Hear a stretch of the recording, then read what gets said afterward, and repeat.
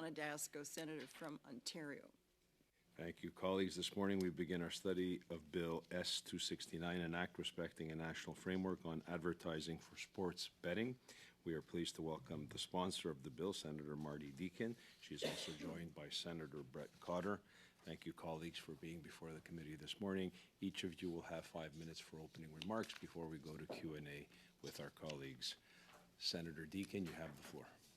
Thank you, and good morning, colleagues. Thank you very much for this opportunity to appear before you today to speak to my bill, S-269, an act respecting a national framework on advertising for sports betting. Before I get into what this bill does, I want to briefly remind you of what brought us here. In 2021, Parliament passed Bill C-218, which amended the criminal code to remove the long-standing prohibition on single sport betting. 2 prior iterations of this bill had successfully cleared the House in earlier parliaments, only to die on the Senate order paper. Because of the overwhelming will of the other place, combined with the fact that Canadians were already single sport betting in the international and underground markets, I chose to vote for this legalization. I had observed this issue globally, along with the expansion of match fixing and even athlete grooming. So, sunshine is the best disinfectant, and to bring what was already happening to the light of day was beneficial. I still believe this, though. I wish we had considered at the time the flood of advertising that would go along with it. If you've watched a hockey game or other sporting event in the last 2 years, you've been subjected to a barrage of advertising encouraging you to place a bet. Networks have teamed up with betting companies or even started their own betting ads. Betting ads adorn the walls and equipment in hockey arenas and football stadiums. Some have even made it onto the uniforms of our teams. This could be a mere annoyance and irritation for some if it weren't so damaging. Children and other vulnerable communities see these ads as much as we do. If it keeps up, gambling will be ingrained into the culture of sport as much as competing on the field of play is. Since introducing this legislation, I have heard from countless parents, many fathers particularly, expressing their concern that their children, some younger than 10, have asked about placing bets after seeing these ads.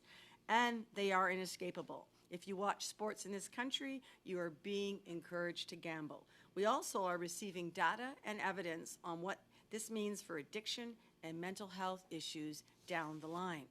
So how will Bill S-269 tackle this problem? This legislation tasks the government with placing reasonable limits on sports betting advertising to protect society, particularly our children and youth. Specifically, it would compel the government to work with provinces and other stakeholders to do 3 things. Number 1, identify measures to regulate the advertising of game sports betting in Canada, such as by limiting or banning the participation of celebrities, athletes, restricting the use of non-broadcast advertising, or by limiting the number, scope, or location of such advertisement.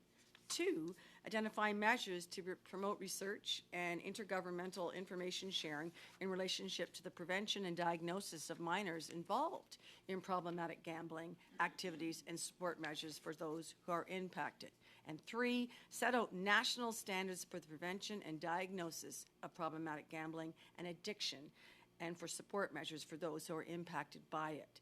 It would also task the CRTC with reviewing its regulations and policies to assess their adequacy and effectiveness in reducing the incidence of harms resulting from the proliferation and advertising of sport event betting.